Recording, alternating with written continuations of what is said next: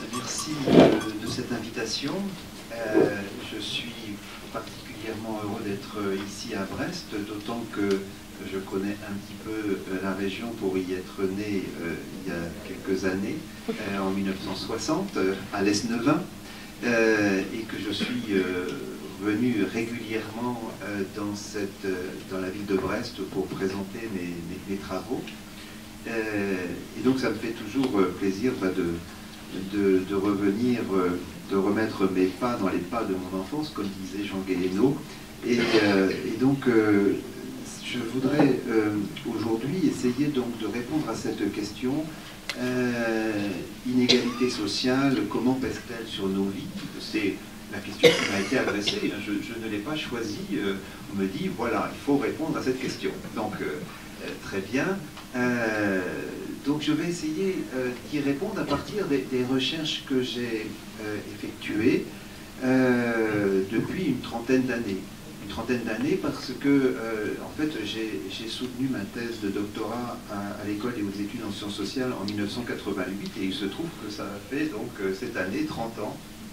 Et donc ça fait 30 ans que je suis, alors si on compte les années de thèse plus, mais bon, ça fait au moins 30 ans que j'exerce le métier de sociologue de façon professionnelle, une fois reconnu par l'institution comme sociologue. Donc, et donc je voudrais repartir de ces recherches et vous expliquer un petit peu comment j'ai pu les développer et comment elles permettent, de mon point de vue, en tout cas, de répondre à cette question sur les inégalités.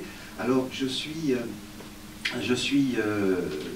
à la fois au CNRS et à l'École des hautes études en sciences sociales. Et à l'École des hautes études en sciences sociales, les directeurs d'études ont une chaire. Et il se trouve que la chaire que j'ai s'intitule Sociologie des inégalités et des ruptures sociales. Donc, j'ai mis donc dans cette chaire le titre d'inégalité sociale parce qu'effectivement mes recherches tournent autour de ces questions d'inégalité et de rupture et de lien social. Alors justement quand j'ai commencé mes études, c'était sur la question de la pauvreté et j'ai été sensible à l'expérience vécue de la pauvreté. Notamment en faisant des enquêtes qui ont commencé, c'était le cadre géographique dans lequel je raisonnais pour ma thèse, dans la ville de Saint-Brieuc. Il se trouve que j'ai vécu plusieurs années à Saint-Brieuc, que mes parents y vivent toujours, et donc dans les années qui ont précédé cette thèse, donc j'ai effectué, pour le compte d'ailleurs d'institutions de la région de Saint-Brieuc, il y avait le Centre communal d'action sociale, le service départemental de l'action sociale du département des Côtes-d'Armor, la Caisse d'allocation familiale. C'était donc des partenaires qui se sont réunis pour lancer une étude sur ce que l'on appelait à l'époque la nouvelle pauvreté. On était dans le milieu des années 80, et au milieu des années 80, on s'interrogeait beaucoup sur ce phénomène qui inquiétait et qui se traduisait par le fait qu'on voyait arriver dans les services d'action sociale des populations qui n'étaient pas jusque-là connues et prises en charge.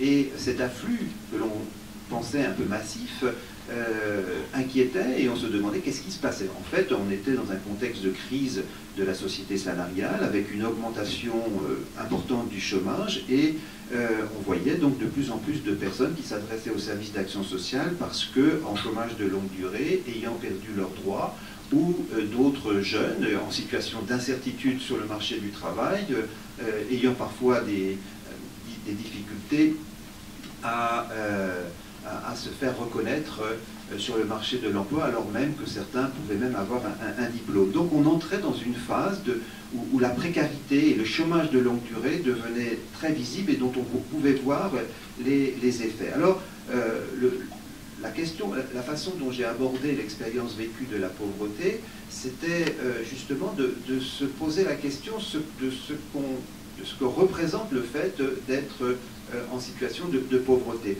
au lieu de définir les pauvres de façon substantialiste en disant, ben voilà, les pauvres sont ceux qui ont tant de revenus, qui ont tant de problèmes de logement, de difficultés financières, je suis parti d'une définition qui était de partir de l'idée que finalement, il est un constat sociologique que chaque société traite ses pauvres à partir des mécanismes de l'assistance.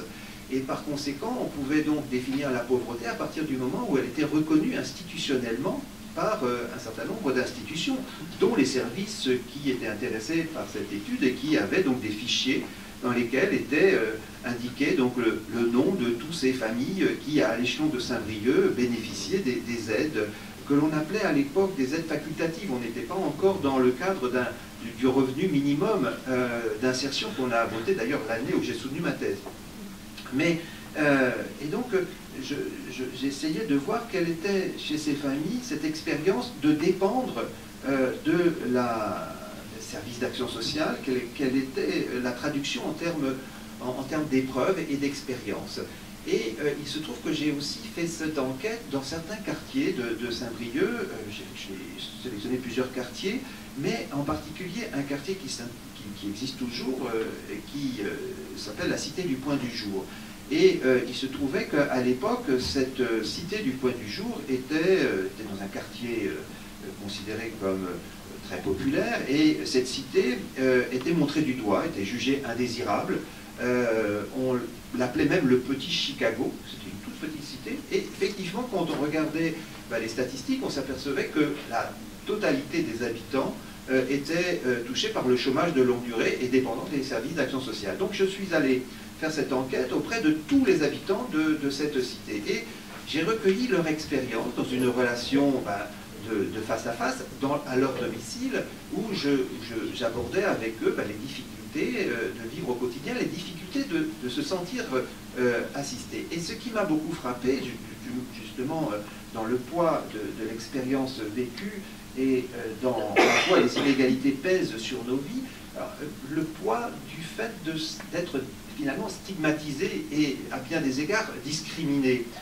Parce que ces personnes qui vivaient à la Cité du Point du Jour vivaient une double disqualification par le fait d'être assistées, d'être obligées de solliciter les services d'action sociale pour obtenir des aides et pour pouvoir survivre au quotidien, et donc d'avoir à expliquer à maintes reprises aux travailleurs sociaux pourquoi elles avaient besoin des aides, et en même temps d'être disqualifiées par la cité elle-même. Vivre dans une cité montrée du doigt, que l'on considère comme la cité des indésirables, la cité où il se passe des choses très louches, donc une société un peu à part, dont on se méfie, et donc cette double disqualification, elle était vraiment au cœur de mon attention. Alors, vous avez vu que à travers cette approche, mon intérêt était d'étudier la pauvreté dans ses relations avec le reste de la société. C'était d'analyser la relation d'interdépendance entre cette catégorie et les autres couches de la population, notamment les couches de la population qui regardaient cette catégorie en termes parfois méprisants, qui contribuaient à la stigmatisation de cette catégorie, qui même provoquait des formes de discrimination dans l'espace. Si bien que ces personnes, quand elles devaient rechercher un emploi, évitaient de dire qu'elles habitaient la Cité du Point du Jour, parce qu'effectivement, dire qu'elles habitaient la Cité du Point du Jour, c'était de toute façon être aussitôt considéré comme membre d'une société un peu louche qu'il faudrait éviter, donc ça les discréditait dans leur recherche d'emploi. Alors, cette question du lien social ne m'a jamais abandonné. Donc, j'ai soutenu cette thèse. Ensuite, j'ai fait beaucoup de recherches sur les allocataires du RMI. J'ai travaillé sur la précarité professionnelle, notamment sur le salarié de la précarité, en essayant justement de voir la question de la précarité chez ceux qui travaillent. Et finalement, de fil en aiguille, j'en suis arrivé à un dernier ouvrage qui vient de sortir et qui a été rédigé avec trois autres personnes, trois collègues, notamment Bruno Cousin, Camilla Giorgetti et Jules Naudet. Et ensemble, nous avons essayé d'analyser ce que les riches pensent des pauvres. C'est le titre de cet ouvrage paru en septembre dernier au Seuil. Et dans cet ouvrage, on essaye de rendre compte d'une enquête qui a été réalisée à la fois à Paris, à São Paulo et à Delhi, donc dans 3 grandes métropoles. Et dans chacune de ces métropoles, nous avons effectué des entretiens approfondis, non pas auprès des pauvres comme je l'avais fait jusque-là, mais bien auprès des catégories les plus riches de ces métropoles. Donc on a sélectionné les quartiers, les ghettos de riches, c'est-à-dire les quartiers les plus exclusifs, c'est-à-dire là où se concentre le plus la richesse dans ces grandes métropoles. Alors, à Paris, on a choisi de prendre 2 arrondissements à l'intérieur de Paris, c'est-à-dire le 5e et le 16e arrondissement, et 2 autres communes dans l'ouest parisien, considérées comme vraiment des endroits où se concentre la richesse, la ville d'Avray et le Vésinet. Donc on a adopté la même méthode, c'est-à-dire d'aller interviewer les riches.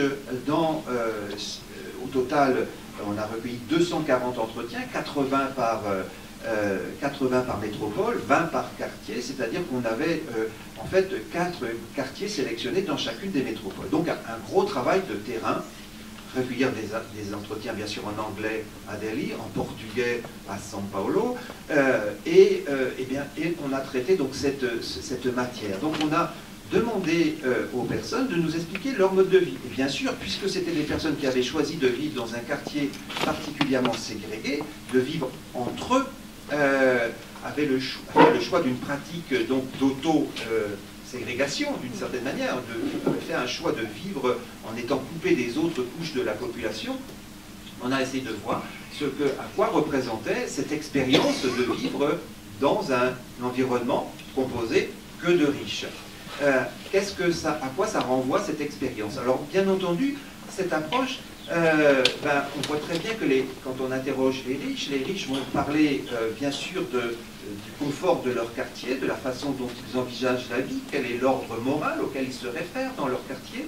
Et de fil en aiguille, on arrive très très vite à aborder la question de l'altérité, c'est-à-dire de leur quartier par rapport aux autres quartiers, et donc par rapport aussi aux quartiers populaires, dans lesquels se concentrent des personnes qui sont au chômage, des populations d'origine étrangère, qui souffrent de discrimination.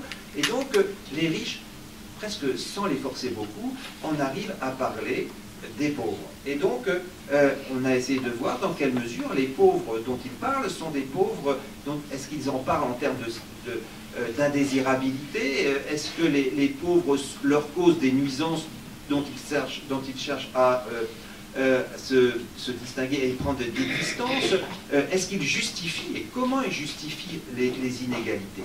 Et donc ce travail finalement pose aussi la question du lien social, c'est-à-dire puisque et pose d'une certaine manière la même question que celle que je posais au début de mes recherches, puisque la question c'est bien la question de l'attachement, comment on est intégré ou non à la société, et en quoi finalement l'attitude de repli des riches sur eux-mêmes constitue ou peut constituer un risque pour le fonctionnement des sociétés dans lesquelles, en tout cas des sociétés démocratiques, dans lesquelles on entend la possibilité de se faire confiance mutuellement, de circuler d'un quartier à l'autre sans être discriminé, de pouvoir concevoir l'espace public comme un espace de rencontre, de convivialité.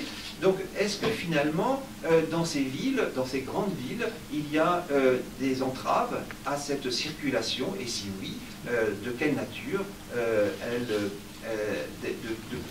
en quoi et sous quelle forme? Et donc, c'est cette approche-là qui a été vraiment au cœur de notre réflexion. Et on peut, me semble-t-il, en s'appuyant à la fois sur l'expérience vécue des pauvres quand ils vivent dans ces quartiers défavorisés, et en prenant en compte les représentations des autres catégories, et notamment des riches quand ils examinent la situation des pauvres, en croisant représentation et expérience vécue, on interroge le lien social et on peut aussi répondre à la question des inégalités sociales, comment pèsent-elles sur nos vies. Et donc j'ai accepté chaleureusement donc, de répondre excusez-moi, j'ai accepté de venir ici avec vraiment beaucoup d'enthousiasme parce que c'était une façon de rendre compte aussi de cette question qui traverse mes travaux. Alors,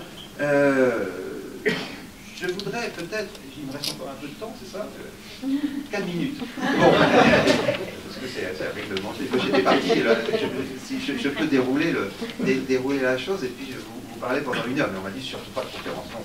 Très bien, je respecte la consigne. Quelques éléments quand même pour introduire le sujet à partir du dernier ouvrage sur ce que les riches pensent des pauvres. Ce qui nous a frappé dans cette recherche, au-delà des comparaisons, bien sûr, et des variations qu'il peut y avoir d'une métropole à l'autre, on pourra en parler tout à l'heure, on reviendrait là-dessus, c'est qu'il y a finalement des forces qui sont assez communes et qui traduisent finalement une discrimination des plus défavorisés dans une société. Et ces formes de discrimination contribuent à rendre beaucoup plus difficile l'intégration des pauvres. Et sur quoi repose tout d'abord cette discrimination? On a retenu, finalement, il y a un chapitre dans le livre qui s'appelle le triptyque de la discrimination, qui met en avant finalement les formes, on dirait peut-être les formes élémentaires de la discrimination des riches, la discrimination des pauvres par les riches. Premièrement, on a un chapitre qui s'appelle la constitution d'un ordre moral, produire l'ordre moral. Ce qui nous a frappé, c'est que quand les riches de ces quartiers, donc qui sont hyper riches, hein, je ne sais pas, proportionnellement d'ailleurs, les riches de Delhi sont beaucoup plus riches que les riches de Brest.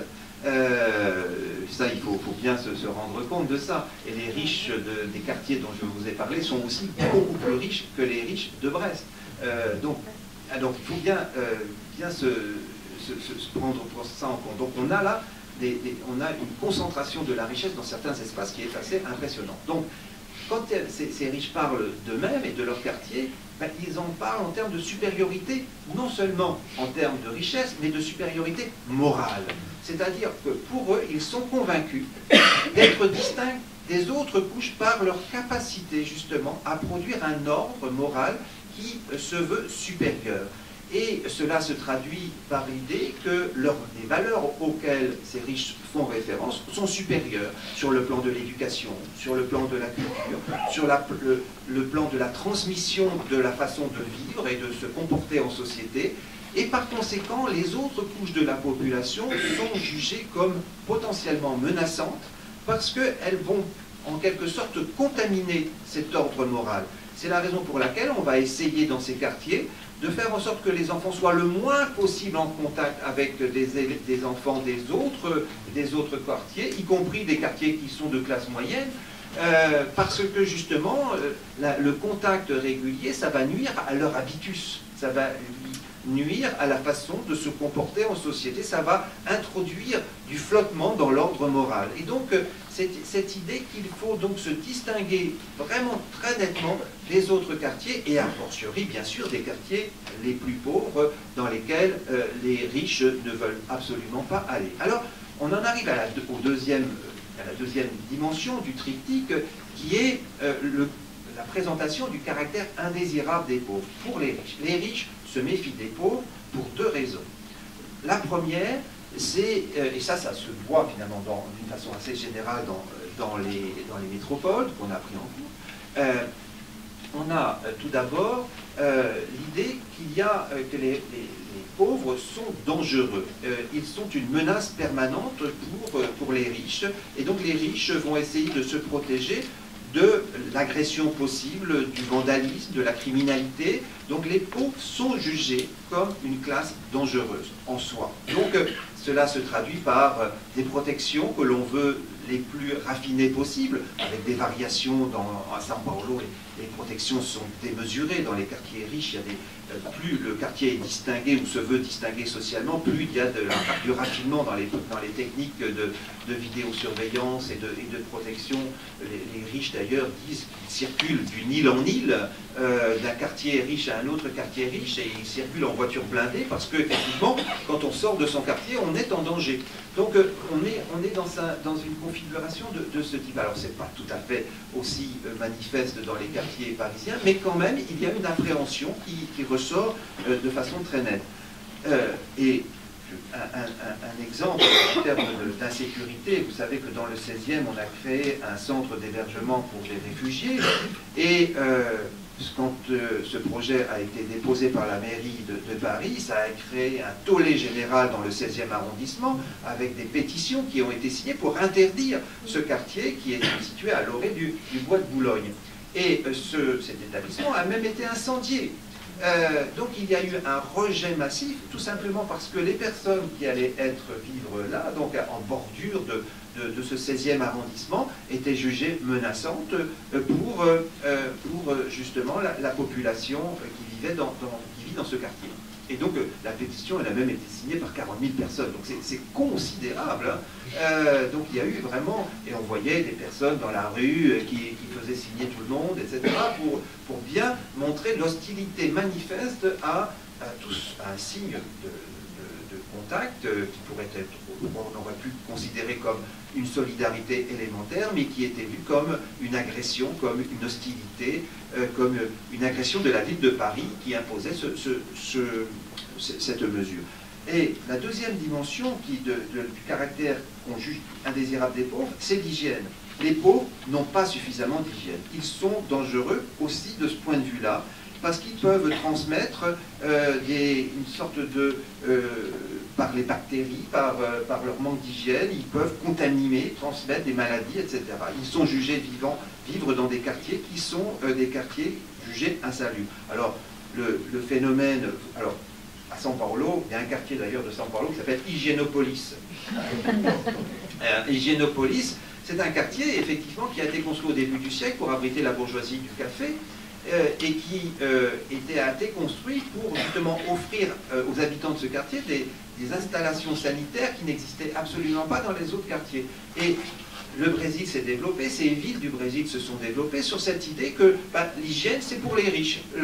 C'est pas grave si dans les favelas, dans les quartiers populaires, il n'y a pas d'infrastructure sanitaire, si on ne relève pas les ordures, si tous les cours d'eau sont pollués, c'est pas grave à partir du moment où les riches dans leur quartier sont en sécurité. Et donc les riches ne veulent absolument pas sortir de leur quartier parce qu'ils se sentent menacés par le manque d'hygiène et ils ne prennent jamais les transports en commun. Il y a même une hantise de toucher dans les transports ou dans les lieux publics les bars qui ont été touchés par les pauvres. Ils ont du gel hydroalcoolique pour se protéger chaque fois qu'ils ont été ou ils ont pu être en contact avec des pauvres. Alors vous allez me dire, à Paris, c'est quand même pas ça, c'est vrai qu'on n'a pas cette phobie là, mais quand même, dès qu'il y a quand les riches vont parler des quartiers, des arrondissements parisiens où il y a une forte concentration de population étrangère, ils vont dire « Ah, mais ils laissent traîner des ordures, c'est sale, ils n'entretiennent pas les espaces, etc. » Et donc, ils ne vont pas dans ces quartiers-là parce que, justement, ces quartiers les dérangent de ce point de vue-là. Donc, vous voyez qu'il y a là... dans le caractère, une discrimination qui repose sur l'énonciation d'un principe d'infériorité qui résulte du caractère indésirable des pauvres. Et troisième dimension, et je m'arrête là, c'est promis, les riches dans leur discours ont besoin de justifier leur richesse.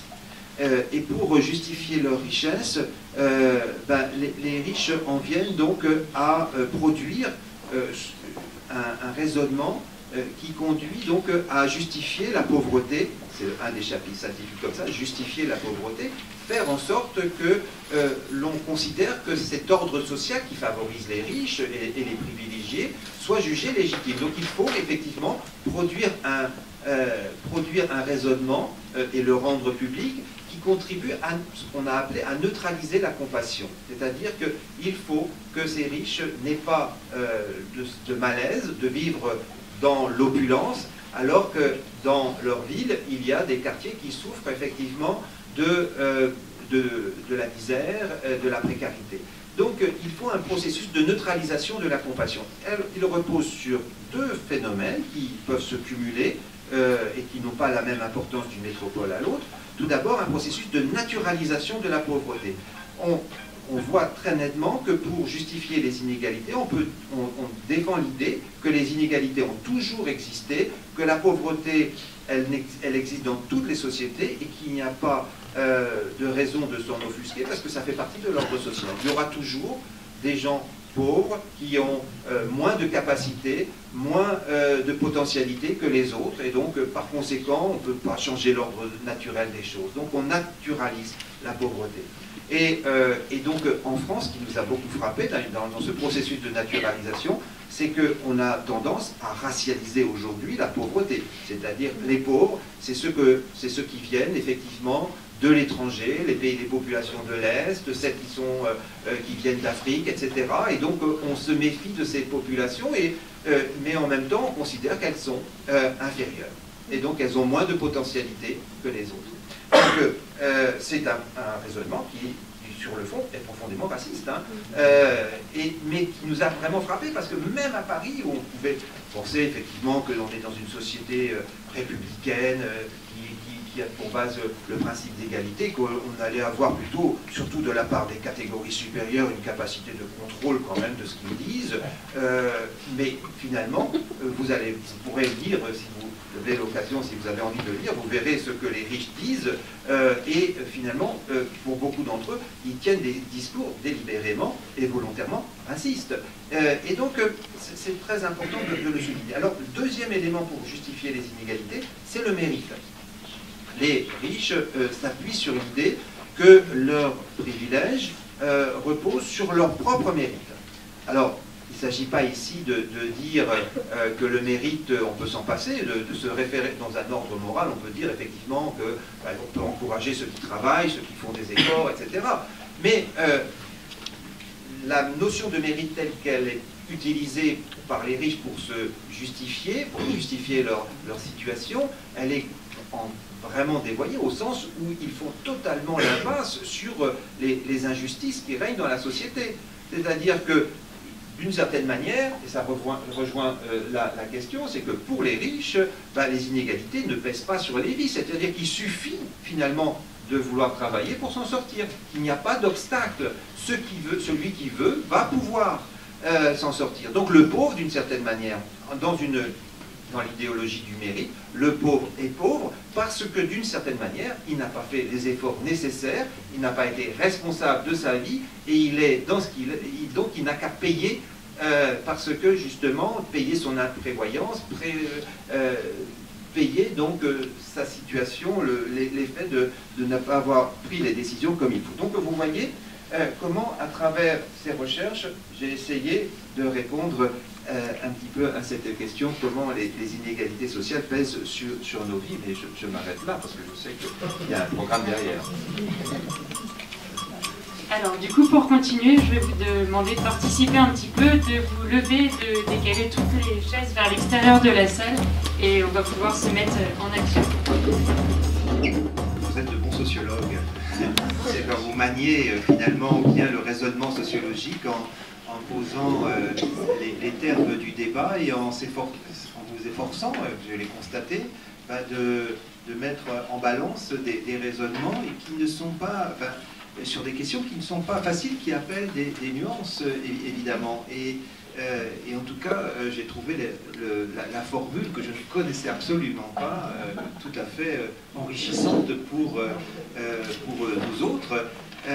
Et d'ailleurs, un des effets de la formule, je dois le dire, c'est que vous vous parlez, donc vous vous échangez, alors que quand il y a effectivement une conférence, on est là face à une salle et on n'a pas la possibilité toujours effectivement de communiquer avec elle, et les personnes qui assistent à la conférence ne se parlent pas, s'en vont chez elles après avoir entendu le sociologue ou le conférencier en général. Donc là, effectivement, la formule, je voudrais vous féliciter de l'avoir mise au point et de m'avoir invité à y participer.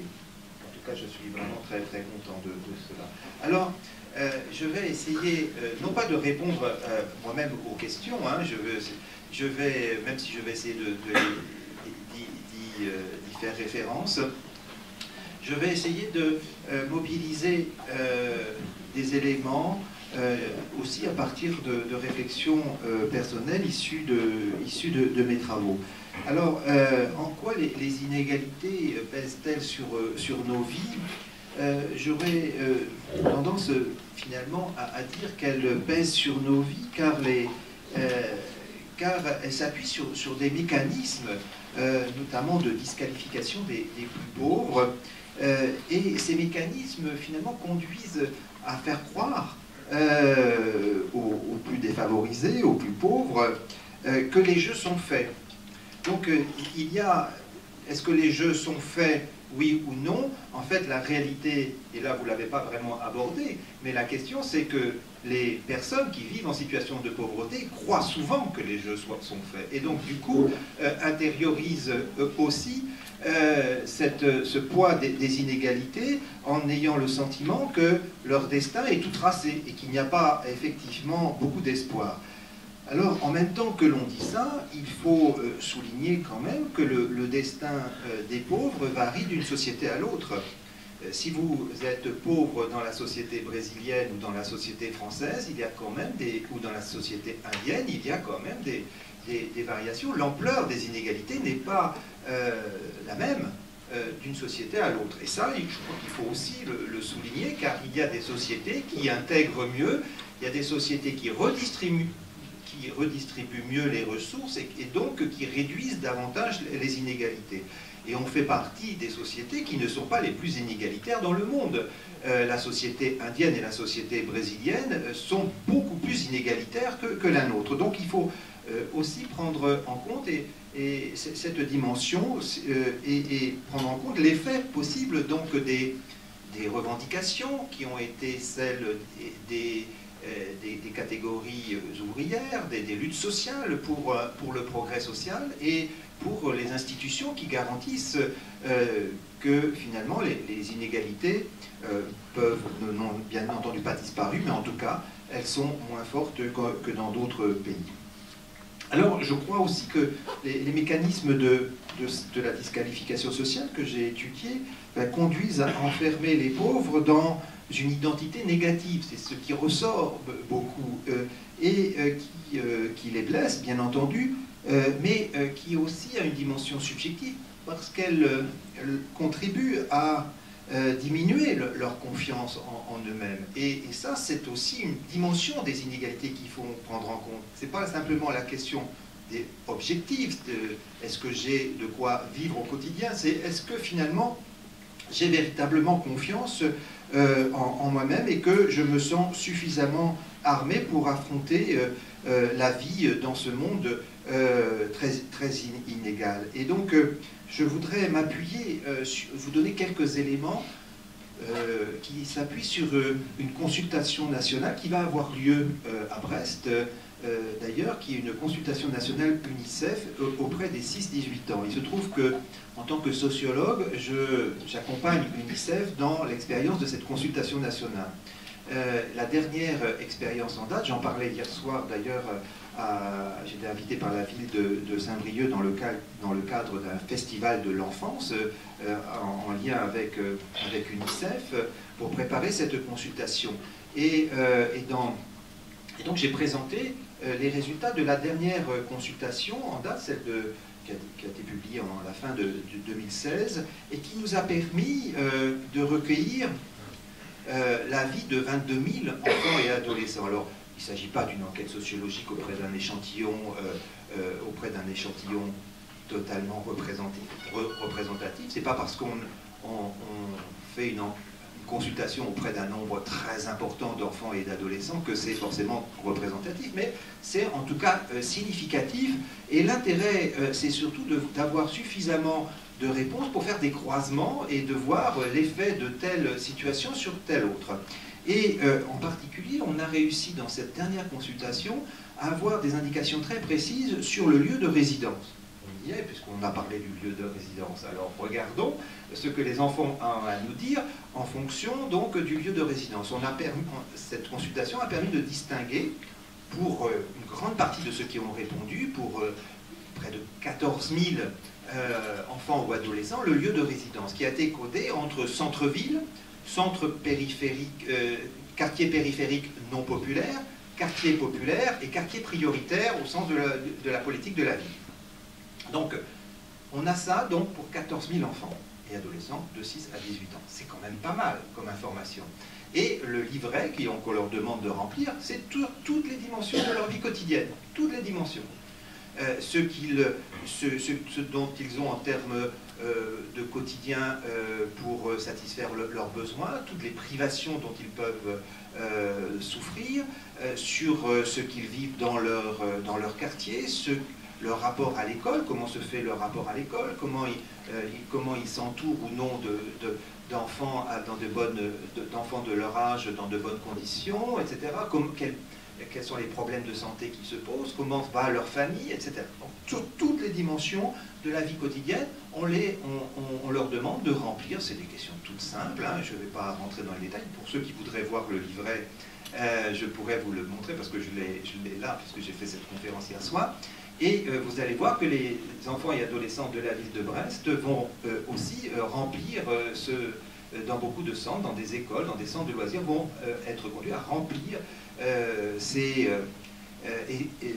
livrets et qui remontent ensuite et qui sont donc saisis et après donc on exploite les résultats. Alors mieux c'est rempli par ville, plus on peut faire des analyses aussi locales. J'ai défendu cette idée-là à Saint-Brieuc pour justement avoir suffisamment de livrets remplis et dans les différents quartiers de Saint-Brieuc pour qu'on puisse faire une analyse non seulement à l'échelon national, mais aussi à l'échelon de ces quartiers de Saint-Brieuc. Donc peut-être, j'aimerais bien que ça puisse aussi se faire à Brest.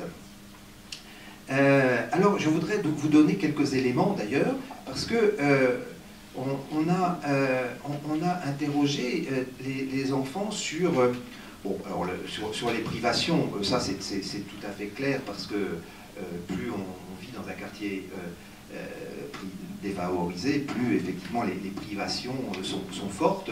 Et donc là, il y a bien vraiment une hiérarchie entre ces différents quartiers. Et donc la façon dont je les ai énumérés, ça se traduit toujours par un cumul d'inégalités en la défaveur des quartiers prioritaires de la ville. Et donc plus on s'élève, plus on se rapproche du centre-ville, plus effectivement on va avoir des enfants qui sont globalement privilégiés par rapport aux autres. Donc, il y a donc un écart vraiment très fort que l'on vérifie. Mais il y a des questions qui... Ça, on pouvait s'y attendre, mais il y a des questions qui sont intéressantes, sur notamment la question de l'angoisse scolaire. On pose des questions. Est-ce que vous avez peur de ne pas réussir à l'école? Est-ce que vous avez peur des adultes à l'école? Ça, c'est des questions très intéressantes, parce que est-ce que l'enfant qui vit dans un quartier défavorisé a plus peur d'affronter l'école que les autres enfants? Question fondamentale pour penser justement la reproduction des inégalités. Alors, je vous donne les résultats. D'abord, en France, la peur, l'angoisse scolaire est forte globalement. On a un système en France qui angoisse les enfants, il faut le dire, globalement. Quand on compare avec d'autres pays, la France est vraiment très très élevée en termes de production d'angoisse. On crée des situations scolaires qui nourrissent l'angoisse des enfants. Donc le bien-être des enfants étant en grande partie peut être remis en question par justement cette approche en termes d'angoisse.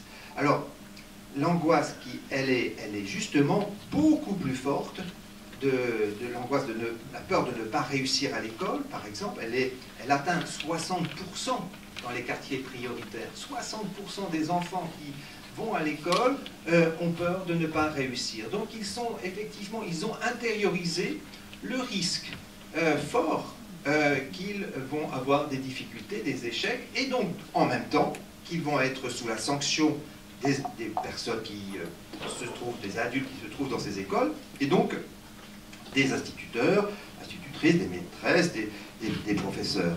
Et donc la peur des adultes augmente aussi en fonction du type des quartiers. La peur des adultes est la plus forte dans les quartiers prioritaires de la ville. Alors on pourrait se dire, mais même, c'est un peu surprenant, parce que la vision que l'on a habituellement de ces enfants, un peu décrocheurs à l'école, c'est qu'ils sont perturbateurs, qu'ils ne travaillent pas, etc., que pour eux, la peur de ne pas réussir à l'école, c'est pas du tout important, que de toute façon, ils sont agressifs vis-à-vis des professeurs, souvent on les considère comme tels, et donc du coup, ils n'ont certainement pas peur des adultes. En fait, c'est le contraire.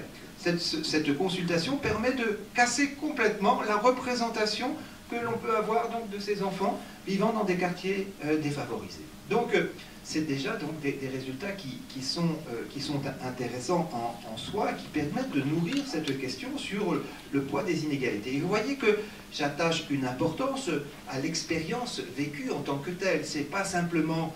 il faut essayer d'entrer dans la logique de l'enfant et de l'adolescent et d'essayer de comprendre quelle est véritablement la situation qui est vécue au plus profond. Alors, il y a aussi des indications très intéressantes dans cette consultation sur le fait de pratiquer des activités extrascolaires. Aujourd'hui, on propose vraiment aux enfants beaucoup d'activités, parfois de façon peut-être un peu excessive, parce qu'effectivement, il faut faire du sport, il faut faire de la musique, il faut faire je ne sais quoi. Donc, les enfants, finalement, quand on regarde leur emploi du temps, il est parfois, évidemment, très, très chargé par ces activités. Mais ce que l'on constate, comme on peut s'y attendre, c'est que ces activités dites extrascolaires, qui contribuent donc à renforcer le potentiel de savoir, d'expérience, de capacité dans différents domaines culturels ou sportifs, va contribuer à donner aussi de la confiance aux enfants. Mais justement, quand on regarde les chiffres, on s'aperçoit que la pratique des activités extrascolaires est très inégalement répartie. Et comme on pouvait s'y attendre, c'est encore dans les quartiers populaires et les quartiers prioritaires qu'on pratique de moins en moins, que les enfants ont beaucoup moins l'habitude d'effectuer ces pratiques. Donc, aujourd'hui, on peut se dire que, bien sûr, il y a l'école, mais que l'extérieur de ce qui se passe à l'extérieur de l'école, non pas seulement dans la famille, mais dans cet intermédiaire entre la famille et l'école, c'est-à-dire tout ce qui contribue à renforcer le potentiel des enfants en termes d'expérience, eh ben, c'est un facteur d'inégalité, un facteur très très élevé d'inégalité.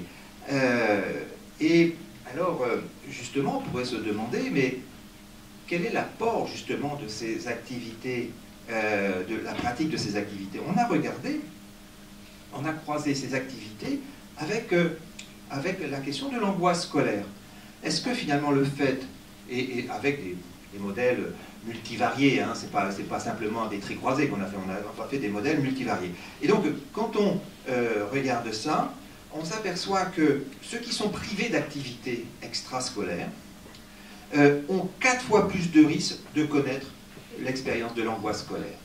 C'est-à-dire que, en gros, ce que cela veut dire, c'est que pratiquer des activités extrascolaires renforce les inégalités entre les enfants selon leur lieu de résidence, mais on voit aussi que pratiquer des activités extrascolaires, ça a aussi un pouvoir explicatif de l'intégration dans le système scolaire. Donc plus les enfants pratiquent, plus ils vont constituer finalement un habitus qui est en adéquation, ou qui pourra être en adéquation avec le système scolaire. Donc au bout du compte, si vous réfléchissez, ben, les inégalités ont toute chance de s'approfondir encore par ce biais donc des activités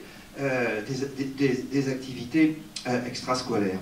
Et aujourd'hui, on pourrait dire d'ailleurs que dans le domaine de l'enfance et de l'adolescence, il y a beaucoup à faire pour réduire ces inégalités en s'attaquant justement à la pratique de ces activités extralégales. Alors, là, actuellement, au Haut Conseil de l'enfance et de l'adolescence, au ministère des Affaires sociales, il y a un tel conseil, d'ailleurs, qui est intéressant parce qu'il comprend un collège avec des enfants issus de différents quartiers qui s'expriment, et donc ils essaient justement de lancer des expérimentations pour voir dans quelle mesure on peut proposer des activités diverses aux enfants, de mieux combler ces inégalités, de leur permettre de sortir de leur quartier. Donc, en tout cas, on voit que ces activités, c'est à la fois un facteur d'épanouissement individuel et donc d'intégration sociale, mais aussi un facteur de creusement des inégalités. Et pour cela, donc, il faut s'y attaquer. Alors,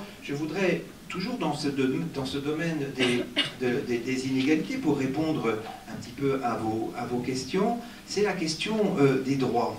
La question des droits, elle est intéressante parce qu'elle renvoie aussi au sentiment que l'on a d'être bien intégré à la société. Être un enfant ou un adolescent, c'est pouvoir grandir dans un espace qui est considéré comme un espace de citoyenneté où il y a, face aux institutions, une égalité respectée. Or, on pose la question dans cette consultation sur le sentiment que ces droits sont ou non respectés dans le quartier et dans la ville. Et on constate, c'est toujours la même logique, on constate effectivement que plus on est dans un quartier défavorisé, plus ce sentiment de ne pas avoir ses droits respectés et de penser qu'ils ne sont pas respectés augmente. Alors, on pourrait s'interroger d'ailleurs, à partir du moment où un enfant grandit avec l'idée que la question des droits n'est pas un facteur d'égalité, ça remet en question même la conception du lien de citoyenneté. Donc il est remis en question, c'est-à-dire que l'école et les institutions ne fabriquent pas cette croyance qui me semble élémentaire que les droits doivent être respectés et pour tous. Alors, on pourrait donc souligner que grandir dans un quartier prioritaire, c'est grandir avec une forte probabilité, je ne dis pas de déterminisme, mais une forte probabilité d'être marqué socialement. C'est d'ailleurs le titre que l'on a retenu dans ce rapport pour l'UNICEF, le quartier de vie, le quartier où on réside, le lieu de résidence est un marqueur social. Donc, d'abord par de fortes privations, on est marqué socialement par ces fortes privations, le fait de ne pas avoir exactement les mêmes équipements, les mêmes vêtements, les mêmes équipements, les mêmes matériels scolaires, les mêmes possibilités d'effectuer des activités que les autres, c'est effectivement être déjà repéré socialement comme différent. Mais c'est aussi un processus qui conduit à faire perdre confiance en soi, un sentiment d'infériorité qui se constitue à l'école et donc aussi en dehors du quartier. Donc il y a un risque fort de reproduction des inégalités. Il est manifeste là. Il faut vraiment considérer que il n'y a pas garantie d'échec scolaire. On n'est pas dans du déterminisme absolu. Il n'y a pas garantie d'échec scolaire. Mais il faut dire que les chances sont tellement inégales qu'il y a un probabilisme fort qu'on y arrive quand même. Et c'est la raison tout à l'heure, quand vous avez dit quand même on n'est pas loin du compte. Quand vous avez dit finalement un employé, un ouvrier a forte chance de devenir ouvrier, je dirais que là, un enfant d'un quartier défavorisé aujourd'hui, il a malgré tout beaucoup plus de chances de devenir chômeur, de ne pas trouver de boulot. Donc tout simplement. Donc, alors, ça ne veut pas dire que les jeux sont totalement faits à l'avance. Mais quand même, si on n'y prend pas garde, il y a une tendance à rendre les choses extrêmement figées et à enfermer les personnes qui vivent dans ces quartiers dans un destin tout particulier.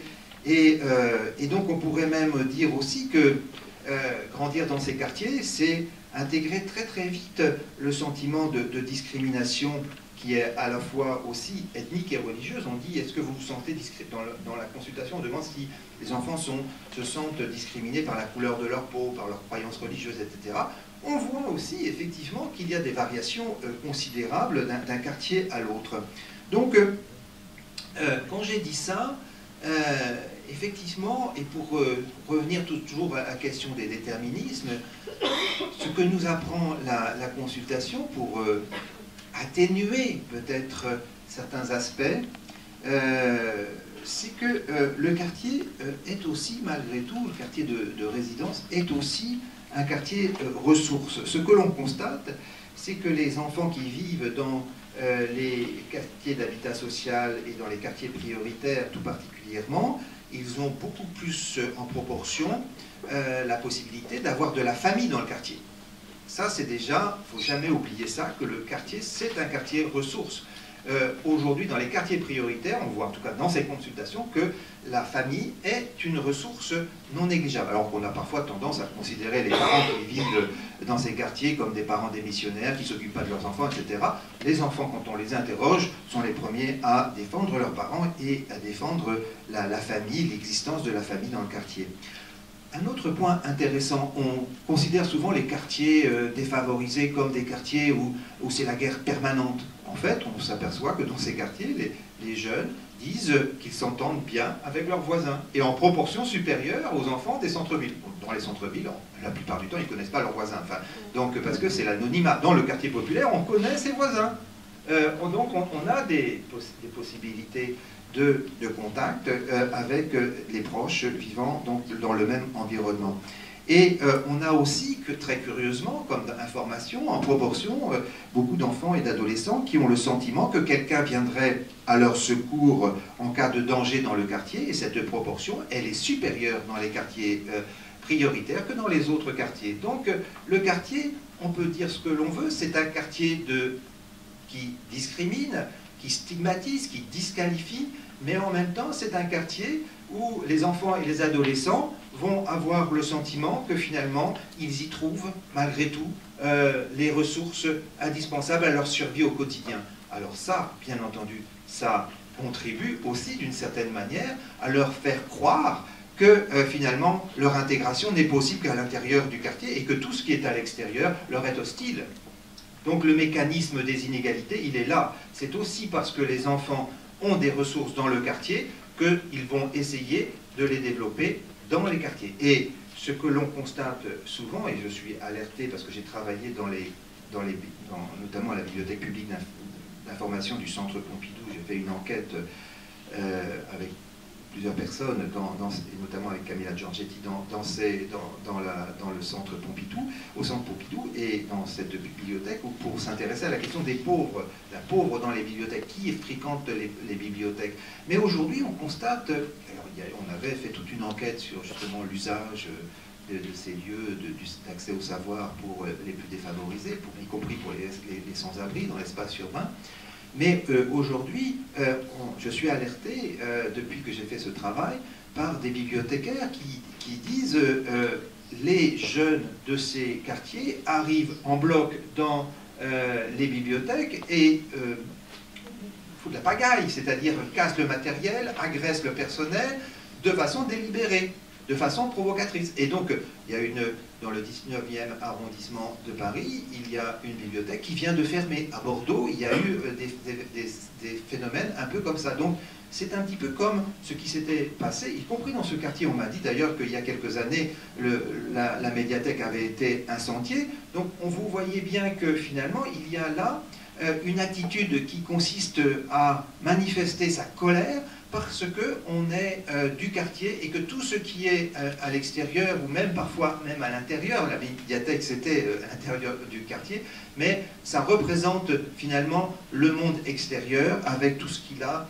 de méprisant pour ce que l'on est véritablement, si bien qu'on arrive à le détruire. Alors, pour revenir un peu aux questions, donc je crois avoir répondu sur la question du déterminisme. Je préfère effectivement l'expression de probabilisme fort, parce que déterminisme, ça veut dire qu'il n'y a aucune chance.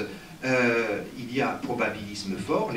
les sociologues, y compris Bourdieu d'ailleurs, dans ses travaux, insistent sur des statistiques et ne peut prouver finalement que le probabilisme fort, mais prouver que le probabilisme est fort, prouver que les inégalités ont de fortes chances justement de se reproduire et d'analyser les mécanismes de la reproduction des inégalités comme à partir des exemples que j'ai pu vous donner, c'est déjà un élément important. Alors, vous avez abordé des questions sur lesquelles je voudrais un petit peu revenir. Vous avez parlé de la mixité sociale et vous vous êtes un petit peu divisé sur ce sujet. Alors c'est un sujet un peu délicat. Et il est vrai que la mixité sociale, là aussi, varie considérablement d'une métropole à l'autre. Tout à l'heure, je vous ai présenté l'attitude des riches dans chacune des métropoles, et effectivement, on trouve des tendances de la part des riches vivant dans des quartiers refermés sur eux-mêmes, dans des entre-soi particulièrement forts, avec des frontières morales qui distinguent leur quartier des autres quartiers de la ville. Donc on est à l'opposé de la mixité sociale. Néanmoins, globalement, on pourrait dire que dans un pays comme la France, des quartiers de mixité sociale, il y en a quand même davantage que dans des quartiers, dans des métropoles comme São Paulo ou Delhi, où nous avons fait des enquêtes. Là, il y a une rupture très très forte dans l'espace urbain, et les quartiers de mixité sociale ne sont pas véritablement des quartiers de mixité sociale. Parce que effectivement, on est soit pauvre, soit riche, et donc les quartiers intermédiaires sont quand même beaucoup moins nombreux. Donc, malgré tout, on pourrait dire que la France se distingue aussi, certainement, de beaucoup d'autres pays et d'autres métropoles, par le fait qu'on a quand même essayé dans notre pays de faire avancer l'idée républicaine et l'idée d'un accès collectif à certains bien-être. Regardez par exemple la question de l'hygiénisme que j'appliquais tout à l'heure. Aujourd'hui, quand même, quand on est dans tel ou tel quartier, on n'a pas la crainte d'être contaminé par le fait qu'il y a des lieux possibles où on peut être contaminé par le fait de toucher les murs ou les poignées, etc. Donc, tout simplement parce qu'on a eu une conception républicaine en France qui a été de considérer que l'hygiénisme, c'était quelque chose qui devait s'appliquer de façon globale, à l'échelon du pays. On a pensé l'hygiène publique alors ça s'est passé aussi par la discipline, et par des mesures parfois coercitives, mais on l'a associé, et les historiens sont d'accord avec ça, pour la France, avec une idée de solidarité. La doctrine du solidarisme a permis justement d'étendre la conception hygiéniste à l'ensemble de la société, ce qui n'est absolument pas le cas de l'Inde actuellement et du Brésil, où le quartier Higiénopolis reste un quartier hygiénique à côté de favelas où il n'y a même pas le tout à l'égout, où il n'y a pas forcément l'accès à l'électricité pour tous, etc., où les eaux usées se déversent effectivement dans la rivière, etc. Donc où les ordures ne sont pas ramassées régulièrement et où les personnes effectivement vivent dans des conditions d'extrême insalubrité. Donc il faudrait souligner que effectivement la mixité sociale existe davantage dans notre pays parce que il y a eu malgré tout des formes de brassage, et elles ont été plus fortes dans la période des 30 Glorieuses en France, dans la période de la constitution de la société salariale. Il y a eu des formes de brassage, ça n'a pas empêché la production des inégalités, mais en tout cas, on peut entrevoir, même si ce n'est pas facile, la possibilité de vivre ensemble dans l'espace urbain sans se considérer comme des adversaires les uns les autres, sans s'agresser. On peut, me semble-t-il, tout de même considérer qu'on peut faire confiance aux institutions, on peut effectivement circuler de façon, avec cette idée que l'espace public existe en tant que tel et peut être respecté. Alors, ce qui ne veut pas dire que les catégories supérieures des centres-villes n'ont pas parfois la tentation de chasser les catégories indésirables. Hein. Les sans-abri, on a tendance à vouloir les repousser. Tous ceux, on fait un petit peu de l'hygiène de son quartier aussi. Dans les centres urbains, on a d'immenses difficultés à accepter l'idée de mettre des centres d'hébergement. C'est toujours un combat. Je ne dis pas donc, mais il n'empêche que même à Paris, dans les quartiers bourgeois, il y a des centres d'hébergement qui ont été installés. Ce qui veut dire, alors que c'est inimaginable à São Paulo ou à Delhi. Vous imaginez mettre des sans-abri dans un espace bourgeois, c'est inconcevable. Donc, dès qu'il y a un sans-abri, les personnes de ces quartiers appellent immédiatement la police. On nettoie immédiatement. Et ils le disent d'ailleurs, ils nettoient.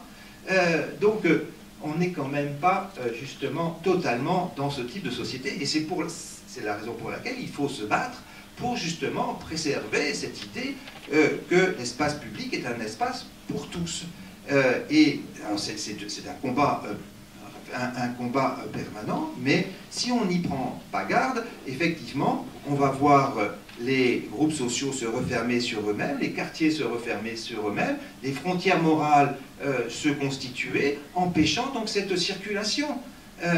Les classes moyennes ne vont pas vouloir avoir des gens des cités avoisinantes dans leur quartier, et les riches encore moins. Donc on va vers une société où on ne peut plus circuler. Et c'est la raison pour laquelle il faut effectivement, me semble-t-il, penser l'égalité en termes d'accès à ces espaces publics et penser aussi donc à la possibilité de créer des zones de transition, des zones de passage où il est possible de se retrouver dans des... alors même qu'on n'appartient pas au même groupe social. Il y avait un peu aussi cette... pour revenir un petit peu à Annie Ernaux, que vous avez cité pour parler de ce déterminisme social et de la mobilité, c'est un sujet très intéressant, celui effectivement, et qui renvoie aussi à la question « quand on veut, on peut », qui a été abordée tout à l'heure, parce que effectivement, il existe des cas de transfuge, mais je dirais que ces cas de transfuge restent tout de même relativement rares. Ils existent bien sûr, mais dans la réalité sociologique, ce que l'on constate, c'est que la mobilité et l'ascension sociale ne se fait pas de façon spectaculaire en une génération, il se fait sur plusieurs générations. Ce qui va contribuer à atténuer l'effet dont vous avez parlé. C'est vrai qu'il y a de la violence vraiment symbolique, et elle est exprimée par Annie Ernaux dans son expérience vécue, il faut la prendre en compte, mais et donc les transfuges culturels ont un choix extrêmement difficile à faire parce qu'il y a un fossé entre le milieu d'origine et puis le milieu auquel ils ont accédé. Donc en termes d'habitus, au quotidien, c'est un conflit permanent. Et donc il y a beaucoup de souffrance. Ça a été étudié d'ailleurs par mon collègue auteur avec moi de ce que les riches pensent des pauvres de Jules Naudet, qui a étudié justement ce phénomène-là, comment ceux qui ont réussi en étant issus d'un milieu populaire vivent cette relation. Il a étudié ça en Inde, aux États-Unis et en France. Il a fait un livre qui s'appelle « Entrer dans l'élite ». Et il en conclut effectivement qu'il y a des souffrances considérables pour ces personnes et qu'elles sont conduites finalement à décider, dans tel cas, de maintenir des liens avec leur milieu d'origine coûte que coûte, par fidélité, et dans d'autres cas, comme cela a été exprimé, de couper radicalement parce que c'est trop de souffrance de rester en lien dans certains cas. Et aux États-Unis, il y a davantage de ruptures finalement assez radicales. C'est en tout cas ce qu'il constatait. Mais au-delà de ça, je voudrais insister sur le fait qu'il y a malgré tout aussi des familles d'origine très modeste qui ont des stratégies d'ascension sociale, mais ils la jouent effectivement pas avec l'idée de créer forcément en une génération une ascension fulgurante, mais on voit quand même, et ça je l'ai observé en regardant bien les transferts financiers d'une génération à l'autre, il y a beaucoup de familles d'origine modeste qui donnent beaucoup pour la réussite de leurs enfants, jusqu'à se sacrifier pour essayer justement que leurs enfants sortent de leur milieu social, mais avec l'idée aussi que justement cet effort qu'ils font va être payant dans la durée, et avec l'idée qu'ils vont être aussi valorisés par l'effort qu'ils ont consenti, par leurs propres enfants qui leur seront reconnaissants des sacrifices qu'ils ont faits pour eux. Et donc on renforce ainsi cette réciprocité dans le lien. Et donc ça c'est vraiment intéressant, c'est que les enfants qui progressent effectivement peuvent eux aussi être extrêmement reconnaissants de leurs parents qui se sont sacrifiés.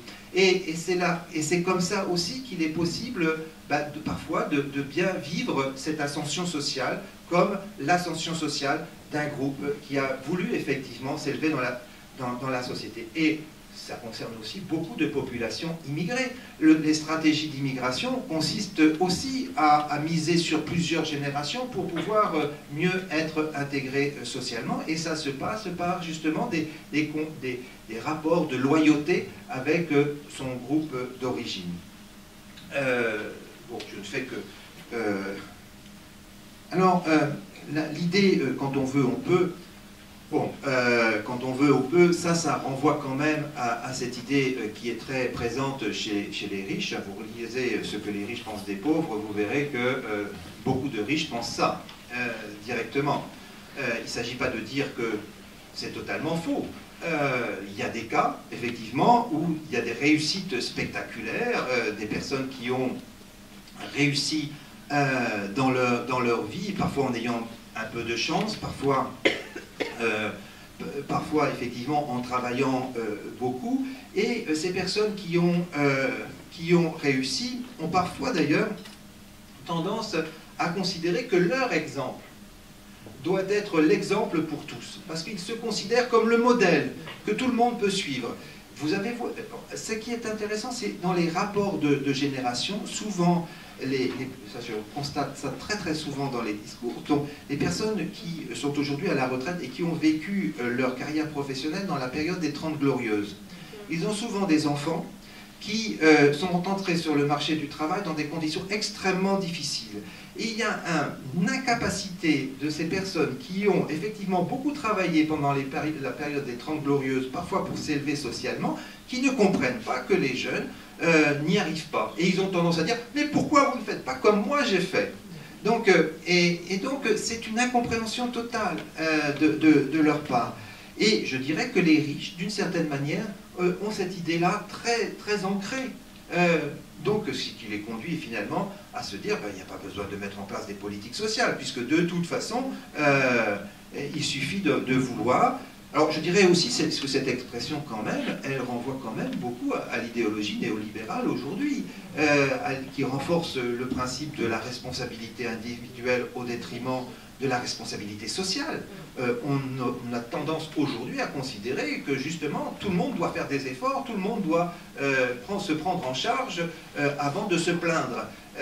Et donc on a aujourd'hui l'effet de cette idéologie néolibérale qui me semble produire des dégâts en termes de... Elle remet en question les principes de la responsabilité sociale qui étaient au cœur de la doctrine du solidarisme, à qui on doit quand même tout notre état social et tout notre état de bien-être qui s'est constitué notamment après la Seconde Guerre mondiale en France. Donc il faut, je crois, effectivement essayer donc de casser un petit peu cette représentation que tout est possible et que il suffit de lever le petit doigt et ça va se faire. Il faut vraiment, si on veut, on y arrive. Donc, la dernière question, et je vais m'arrêter là, c'est la question des aides sociales.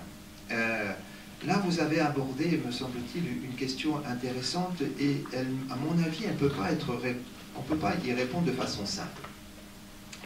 Georges Simmel, quand il étudiait le mécanisme de l'assistance, je me suis beaucoup inspiré de Simmel pour définir la pauvreté, il s'intéressait justement au mécanisme de l'assistance et il disait effectivement que l'assistance n'a pas pour vocation de réduire les inégalités sociales.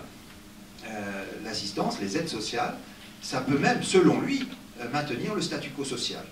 Parce que c'est en fait la bonne conscience de la société pour que les pauvres soient justement un peu moins pauvres, mais que cela ne pose pas de problème à la société qui pourra continuer à se réguler selon le principe d'inégalité.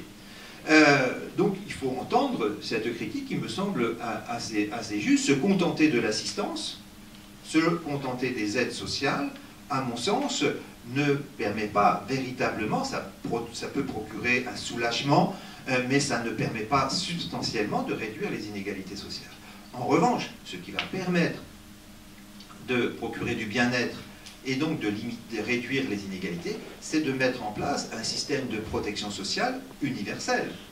Là, oui, parce qu'effectivement, on va se doter d'un système de protection sociale généralisé qui va offrir des garanties à chacun face aux aléas de la vie. Les aléas de la vie sont inégalement répartis, donc on va se protéger collectivement. On va devenir dans la même société des associés solidaires. Là, oui, on pourra dire, même si ça ne garantit pas le système de redistribution, ça au moins rapproche les individus parce qu'ils pourront effectivement ne pas avoir être en difficulté lorsqu'ils ne pourront pas payer leurs frais médicaux, lorsqu'ils auront des problèmes d'accident, ils vont être protégés, donc ça va limiter globalement les inégalités et va permettre le bien-être de la grande majorité. C'est ce que l'on a essayé de mettre en place pendant la période des Trente Glorieuses. C'est la société salariale, elle s'est constituée autour de ce principe et ça a permis effectivement de réduire les inégalités sociales. Les inégalités sociales pendant cette période, et elles ont d'ailleurs, les inégalités salariales se sont réduites notamment dans les années 60 et plutôt même à la fin des années 60, mais on a en tout cas, on le doit à tout ce progrès collectif qui a été organisé à partir des institutions. Donc, si on doit se limiter effectivement aux aides sociales, il y a peu de chances qu'elles soient suffisantes pour véritablement réduire les inégalités sociales. Mais en même temps, il faut les défendre si elles sont remises en question, évidemment. Lorsque l'on va effectivement remettre en question ou réduire les APL, ou lorsque l'on va réduire ou mettre des conditions plus extrêmes pour le maintien, par exemple, des aides chômage, des indemnités de chômage, etc. Donc il faut se battre pour le maintien, bien sûr, de ces aides sociales quand elles sont potentiellement remises en question, mais il faut, me semble-t-il, viser encore plus haut en termes de protection sociale généralisée. C'est ce que font d'ailleurs les pays scandinaves, qui sont les pays où les inégalités sont les plus faibles dans le monde, et ils ont donc un système de confiance dans les institutions, de confiance dans le système de redistribution, de confiance dans le système de protection sociale généralisée, ce qui les conduit finalement à avoir aussi une société globalement plus cohésive. Voilà les éléments que je voulais poser à l'appui de la réflexion d'aujourd'hui. Vous comprendrez aussi très bien qu'on a parlé, bien sûr, des conditions objectives de vie des individus, des expériences vécues, mais j'attache aussi beaucoup d'importance aux représentations, à la façon dont on se représente la société dans laquelle on vit, avec ces inégalités. Et il faut, me semble-t-il, pour réduire les inégalités, s'attaquer aux préjugés que l'on a sur les pauvres, que l'on a sur les inégalités. Il faut aussi se penser de façon solidaire, et le rôle que Durkheim assignait à la sociologie, c'était d'enseigner la solidarité, d'enseigner la possibilité justement de se penser comme un tout solidaire. Et ça, c'est justement une garantie de cohésion sociale, mais vous voyez que c'est à travers des débats comme aujourd'hui que l'on doit se rapprocher, que l'on doit parler justement des représentations et que l'on doit peut-être s'attaquer ensemble à tous ces préjugés qui entretiennent une société inégale. Merci.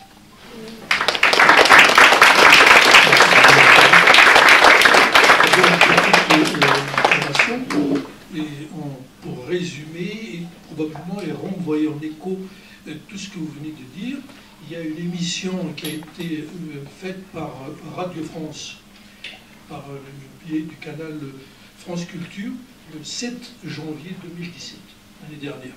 Et le titre de cette émission-là s'appelle « Inégalité au pluriel en France, : comment établir une justice sociale ». Ils sont pleins de ce que vous venez de dire. Alors, il dégage 7 inégalités criardes en France aujourd'hui. Je vous lis donc comme ça rapidement, après ceux qui veulent regarder. La première des inégalités sont les inégalités de revenus, ensuite les inégalités du patrimoine, ensuite les inégalités hommes-femmes. On n'a pas fini d'en parler. Il n'y a pas que j'attends encore, je ne sais plus quoi, qui est à l'ordre du jeu, il y a autre chose. Les inégalités scolaires, on vient d'en parler, les inégalités de territoire aussi, c'est l'aménagement du territoire, les inégalités de l'espérance de vie, on n'en a pas parlé aussi, et enfin les inégalités de l'enseignement supérieur. Je vous apprends rien en vous disant que l'université française est malade. Peut-être moins que les autres, mais parce que quand on regarde les universités africaines, c'est la catastrophe. Par contre, M. Programme, je voudrais mettre une petite bémol. Quand vous avez dit tout à l'heure que les enfants en France sont très très angoissés, et en fait, l'angoisse est terrible, si j'ai bien compris. Moi, la moitié des enfants qui vont à l'école se disent voilà. de ne pas avoir d'être en situation de risque de ne pas réussir. Donc, tout à fait. Ils le pensent. Moi, d'après mes petites lectures, j'ai cru comprendre que les Japonais sont les champions comment dirais-je, du stress qu'ils se mettent sur eux-mêmes. À preuve, c'est que c'est là où il y a, je crois, le taux le plus élevé de suicide chez les gens. Ensuite, ensuite, vous avez dit la peur de ces mêmes enfants en France.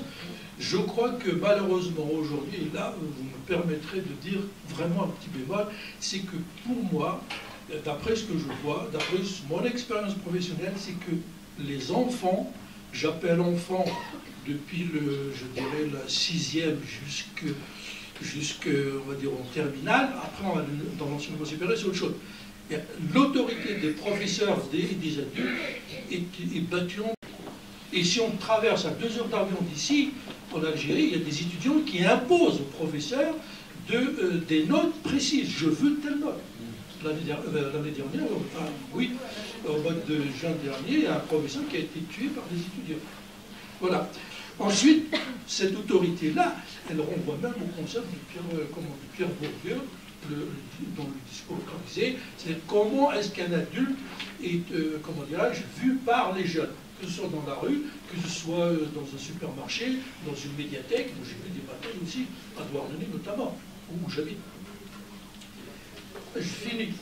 Voilà. Je finis 2 petites choses. Vous avez parlé du quartier prioritaire. Là, je vous le dis un peu brutalement, peut-être vous m'excuserez, messieurs, dames, c'est que pour moi, tous les gouvernements qui se sont succédés, de gauche comme de droite, chaque fois qu'ils parlent d'un quartier prioritaire, c'est justement ce quartier qui ne sera jamais prioritaire.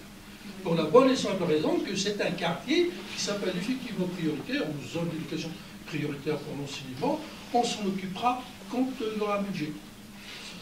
Mais la question que moi je suggère, c'est, M. Programme, c'est de réfléchir ici ensemble sur l'estime de soi. On n'en a pas parlé. Je suis c'est-à-dire qu'on a fait croire aux gens, et on fait croire aux gens, moi le premier, que la situation dans laquelle vous êtes, c'est que vous l'avez mérité, c'est comme ça, c'est pas autrement. Soyez contents. Oui. D'accord. Je finis avec le dernier point qui vraiment me tient à cœur, c'est dans le cadre d'une politique sociale pour réduire les inégalités, pour améliorer la situation des citoyens.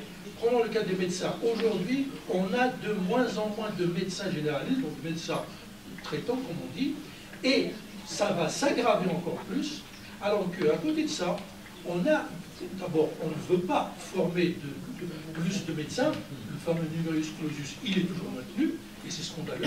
Et deuxièmement, il y a de plus en plus d'étudiants étrangers qui viennent et qui sont des médecins formés, même des fois formés en France, et auxquels, une fois qu'ils ont fini leur médecine, ils ont fait leur thèse, etc., on ne leur accorde d'exercer la médecine qu'après avoir passé un concours sur lequel ils n'ont quasiment aucune chance. Vous voyez où c'est l'erreur. Voilà. Parce que si on veut réduire, effectivement, avoir que la population soit en bonne santé, je pense que fournir des médecins, et lorsqu'on en a, on peut trouver la possibilité d'en avoir, c'est vraiment dommage de ne pas les utiliser. Excusez-moi. Merci. Donc il n'y a pas vraiment de questions. Merci. Qu'est-ce qu'on peut faire? Oui, ça c'est ça. Sur la question, peut-être une précision, sur le premier bémol que vous avez mis sur la question intéressante, effectivement, du rapport à l'autorité, je n'ai pas suffisamment précisé que c'était la peur des adultes et la peur de ne pas réussir à l'école, elle est supérieure dans les élèves qui ont entre 6 et 12 ans. Après, pour les adolescents, effectivement, ça s'atténue. Mais la peur, elle est maximale à ce moment-là, et je pense que ce sont les années quand même capitales de l'apprentissage, et donc ça me semble aussi donc préoccupant. Après, effectivement, vous parlez effectivement de certaines classes où effectivement la plupart des élèves sont parfois en situation de décrochage par rapport à l'école, et donc d'une certaine manière, agressent ou sont agressifs à l'égard de leurs enseignants parce que justement, ces enseignants leur contribuent d'une certaine manière à leur disqualification. Donc il y a là un jeu très fort de rapport, parfois même de classe, hein, qui s'opère entre ces jeunes et les enseignants, et c'est la raison pour laquelle on a parfois ce découragement des profs. Mais je voudrais quand même souligner un point pour atténuer un petit peu cette vision, parce qu'il ne faut peut-être pas noircir totalement le tableau. Là, j'ai été présenté justement dernièrement ce que les riches pensent des pauvres dans des établissements de la Seine-Saint-Denis, dans des lycées. Alors, c'est vrai que là, vous voyez, quand vous rentrez dans ces lycées, l'effet de la ségrégation spatiale.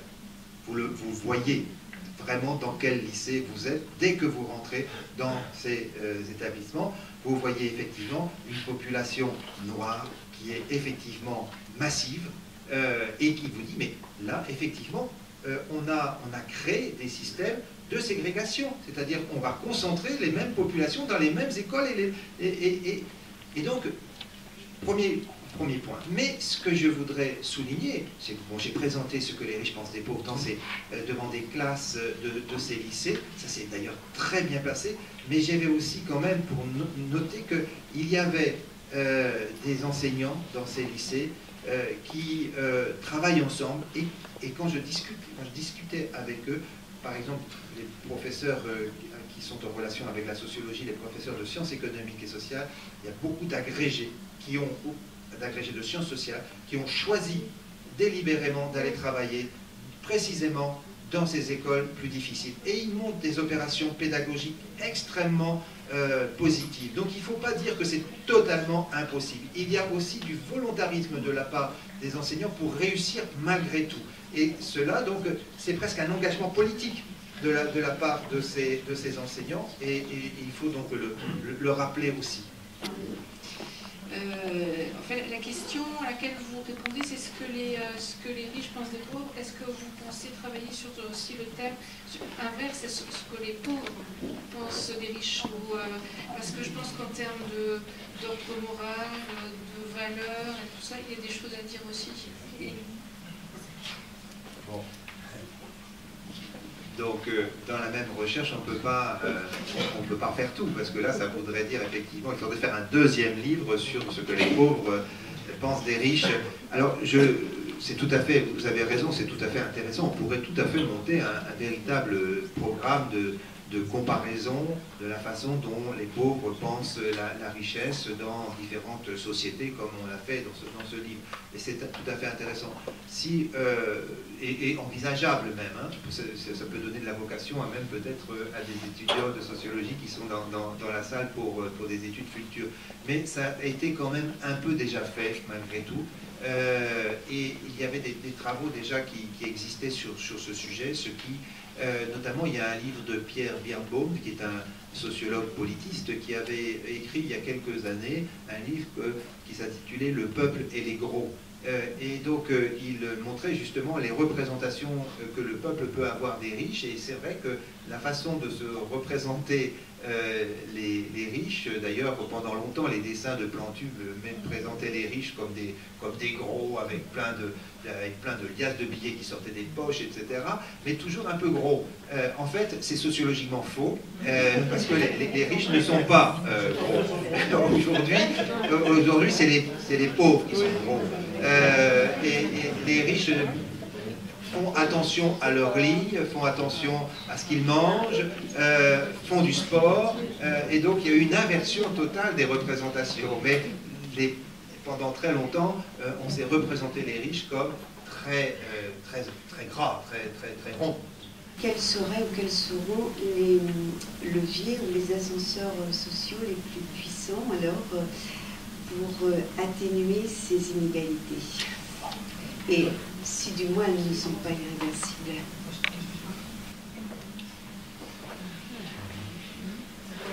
Bon, on peut poser cette question, bien sûr, elle est tout à fait légitime, et je vous remercie de l'avoir posée. Elle est bien sûr une question politique, puisque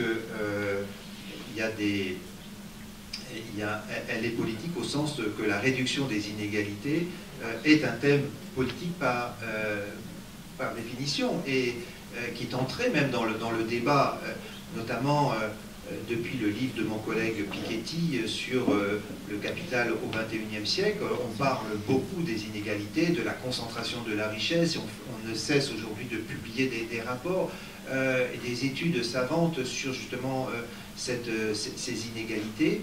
Et je dirais qu'aujourd'hui, on cherche effectivement à promouvoir des politiques qui sont de réduction des inégalités. Mais cela divise les partis. Effectivement, il y a des partis qui veulent que les impôts soient les moins élevés possibles, qui veulent réduire les systèmes de protection sociale qu'on considère coûteux. Il y a des partis qui pensent qu'il faut davantage développer la responsabilité individuelle plutôt que la responsabilité sociale. Donc, si vous voulez, le débat, il est là, et dans les choix politiques, il y a vraiment des divisions profondes sur le type de société dans lequel on veut vivre. Moi, ce qui me frappe beaucoup en termes de liens sociaux, si vous voulez, c'est qu'aujourd'hui, les différents types de liens que j'ai pris en compte dans mes recherches jusqu'ici, qui sont des liens qui permettent l'intégration des individus à la société,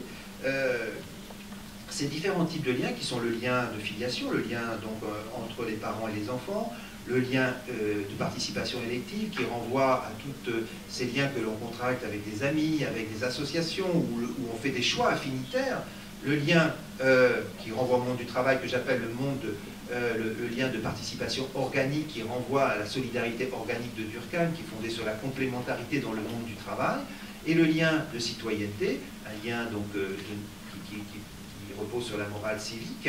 Donc ces quatre types de liens, en fait, sont d'intensité et contribuent, sont d'intensité inégale, et contribuent aujourd'hui à renforcer les inégalités. Le système d'intégration conduit finalement les individus à justement constituer ces liens en eux, de les amplifier, de les consolider, et on voit effectivement qu'aujourd'hui la hiérarchie sociale, elle repose en grande partie sur le mécanisme d'attachement des individus à différents groupes et à la société dans son ensemble. Et donc les mécanismes de l'intégration sont inégaux. Et ce qui veut dire que finalement, les catégories les plus aisées dans la société, les catégories sociales les supérieures ou moyennes supérieures, ont tendance justement à s'organiser de façon à ce que ces quatre types de liens soient particulièrement forts et leur permettent une intégration maximale à la société, une intégration assurée. Et ils ont tendance à peu prendre en compte les situations où justement les individus et les ménages, les familles sont confrontés à des ruptures profondes de ces liens, notamment le lien avec le monde du travail, le chômage, la précarité. Et donc c'est comme si finalement ces quatre types de liens étaient stabilisés, renforcés en permanence dans les catégories supérieures et en voie de fragilisation dans les catégories inférieures. Donc je dirais que pour lutter contre les inégalités, il faut bien sûr penser au système de redistribution, mais il faut penser aussi à la force de ces liens sociaux, et de penser en termes d'attachement, c'est-à-dire penser à ce que les personnes puissent justement être mieux attachées à la société. Quelles sont les conditions d'organisation de la société pour permettre à chacun d'avoir une véritable place dans la société? Et cela passe par le renforcement justement de ces différents types de liens pour les personnes qui sont exposées à leur fragilité. Et les personnes qui vivent aujourd'hui dans des quartiers comme celui-ci sont aussi des personnes qui ont un risque plus élevé de se retrouver au chômage ou en précarité professionnelle, c'est d'avoir un lien de participation organique faible. Ce sont des personnes qui ont plus de chances de se sentir discriminées, enfermées dans le quartier, montrées du doigt parce qu'habitant un quartier défavorisé, donc d'être discriminées et d'avoir un lien de citoyenneté plus faible, parce qu'effectivement, l'expérience vécue de la discrimination limite la possibilité d'un lien de citoyenneté fort. Et ce sont parfois des personnes qui vont connaître des difficultés de relation avec leur famille et leurs amis et perdre des supports relationnels importants. Donc la fragilité, quand vous prenez un quartier comme ce quartier, c'est un quartier qui est fragile aussi parce qu'il y a des liens qui sont fragilisés au sein du quartier et qui conduisent finalement à réfléchir aussi à une façon de penser la société qui va permettre de garantir à tout le monde une place dans la société en termes de protection. C'est-à-dire que finalement, ces 4 types de liens apportent aux individus de la protection, mais ils apportent aussi de la reconnaissance. Par ces différents types de liens, on peut se dire qu'on peut compter sur et compter pour d'avoir de la protection et de la reconnaissance. Et donc, en termes de réduction des inégalités, il faut bien sûr penser en termes de redistribution des richesses, bien sûr c'est important, mais ça n'empêche pas d'avoir, et c'est même nécessaire, d'avoir une réflexion générale sur les possibilités de garantir à tous les citoyens des moyens justement d'être protégés par ces différents types de liens et d'être reconnus, en tout cas mieux reconnus pour ce qu'ils sont et pour leur potentialité qu'ils peuvent développer pour justement améliorer leur situation. À partir de ce moment-là, si ce combat est gagné du point de vue des représentations, ben on fait beaucoup. C'est-à-dire qu'on va peut-être inverser les priorités dans une société. On va considérer que ce qui est plus important, ben c'est l'équilibre général de la société, c'est le bien-être général, et c'est pas simplement le bien-être des puissants, le bien-être des personnes qui ont le plus d'atouts dans la société. Donc c'est un combat qui se porte aussi en termes de représentation. Dans quelle société voulons-nous vivre? Ça c'est vraiment fondamental. Si on commence à poser cette question du bien-être collectif, eh ben, on va faire peut-être des choix qui ne vont pas être tout à fait ceux qui nous sont conduits en suivant les exemples des plus riches qui, évidemment, ont pour eux-mêmes davantage d'intérêt à défendre leurs privilèges. Et donc, il faut effectivement penser en termes collectifs. Et c'est pour ça que, pour réduire les inégalités, il faut penser justement en termes de solidarité, de consolidation des liens pour chacun des individus de la société. Donc voilà, en tout cas, vous allez dire que c'est très général, mais ça conduit finalement à se poser la question, qu'est-ce qui fait que l'on a envie de vivre ensemble dans une société donnée et quelles sont les conditions que l'on se donne pour que chacun puisse avoir de quoi être intégré à la société. Non, juste pour aller dans le sens, quand vous faisiez la comparaison avec le Brésil ou l'Inde, d'autant plus si on pense encore un peu plus large, une vision encore plus globale de tous ces équilibres-là, en fait. Bien sûr, oui. Voilà. Il y a une question aussi intéressante qu'on n'a pas abordée. C'est vrai qu'on réfléchit ici en termes de société, et je l'ai fait d'ailleurs, comme si les sociétés étaient indépendantes les unes des autres. On a raisonné dans le cadre de la société française. Qu'est-ce qu'on a à faire pour vivre ensemble dans la société française? Mais aujourd'hui, on pourrait avoir aussi une interrogation sur le monde dans lequel on vit, sur les inégalités dans le monde. Ça aussi, ça serait intéressant. Et on pourrait se demander, finalement, qu'est-ce qui nous attache? J'ai parlé effectivement de la famille, des réseaux d'amitié ou d'associations, j'ai parlé de l'emploi, j'ai parlé de la nation comme communauté politique, mais on pourrait dire qu'on pourrait être aussi attaché aujourd'hui à l'humanité tout entière, et à la Terre, mais à l'humanité tout entière, et avoir une pensée universelle. C'est-à-dire, est-ce que l'on n'a pas aussi à raisonner à la réduction des inégalités dans le monde en entier? Donc vous voyez, ça c'est aussi quelque chose, un horizon qui se développe d'ailleurs à partir en raison donc, des problèmes environnementaux aujourd'hui. Donc la question de l'attachement à l'humanité, qu'est-ce qui va permettre la préservation de l'humanité tout entière? La question est posée du fait des problèmes environnementaux. Je voudrais revenir sur, je trouve que l'enquête sur les enfants, là, moi ça m'intéresse pas mal, parce que je trouve que quand on parle d'inégalité sociale, enfin, on a quand même depuis plus de 30 ans qu'on essaie quand même de réduire ces inégalités. Et enfin, c'est comment tous nos politiques publiques qu'on a mis bout à bout, comment aussi les enfants ils vivent ça, quoi. Comment, enfin, je sais pas, ils vivent ça, comment justement ils ressentent les choses, ou comment ils abordent un peu, comment on peut les questionner, et comment aussi ils analysent les choses, peut-être aussi. Et je trouve ça, enfin, pour moi, intéressant. Surtout les 6-12 ans, parce qu'on parle beaucoup d'adolescence, on parle beaucoup des jeunes adultes, et les mômes, par moment, on en parle moins, ou voilà, parce que soi-disant il faut les éduquer, ou soi-disant ils ne savent pas grand-chose, et je pense qu'ils ont plein de choses à dire aussi. Ben, c'est exactement l'objectif de cette consultation nationale qui est à sa 4e reprise. Donc, j'ai participé aux 3 premières, donc il y a une opération en cours. L'idée, c'est ce que les enfants ont à nous dire, nous les adultes, sachons les entendre, effectivement, sachons ne pas leur prescrire comme ça de façon péremptoire, voilà, il faut faire ceci, il faut faire cela. Bien sûr, on a un travail d'éducation à faire, d'éducateur à faire, mais on a aussi à être capable de se mettre en position d'entendre ce qu'ils ont à dire. Et donc, je crois que c'est la raison pour laquelle, effectivement, on peut aujourd'hui penser à associer des enfants dans des comités de quartier, dans des lieux. Aujourd'hui, on a fait vraiment un débat mouvant là, donc on pourrait tout à fait envisager de le faire avec des enfants d'ailleurs. Ça serait tout à fait intéressant de voir comment aussi les enfants, parfois d'ailleurs, on est parfois étonné qu'ils ont une conception de la justice sociale qui n'est pas du tout idiote. Quand on leur demande est-ce qu'il faut partager ceci ou cela, quelle est la solution la plus équitable, ben, les expériences qu'on a pu faire parfois montrent que ils réfléchissent parfois de façon plus juste que ne le feraient les adultes. Bon, donc ça veut dire que quand même on a parfois intérêt et je dirais même on a généralement intérêt à prendre en considération aussi leur avis.